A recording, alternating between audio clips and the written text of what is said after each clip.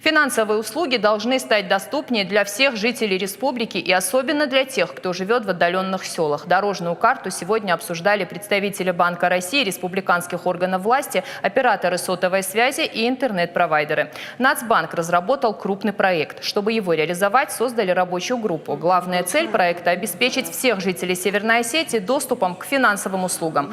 Банки будут договариваться, в каких точках установят еще банкоматы, точки страхового и микрофинансового обслуживания, а интернет-провайдер должен расширить зону доступа к глобальной сети. Начнут с Иравского района. Его выбрали пилотным. На примере этого района будут работать затем и по всей республике. Под дорожной картой проекта свои подписи уже поставили глава республики Вячеслав Битаров, начальник Южного главного управления Банка России Евгений Беренц и управляющий Североостинским Нацбанком Ирина Дзюова.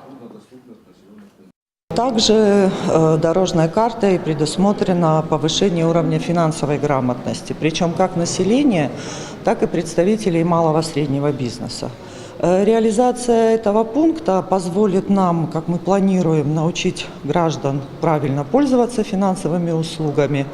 Кроме того, мы надеемся донести до как можно большего количества предпринимателей из районов республики информацию о механизмах поддержки бизнеса, которые на сегодняшний день существуют.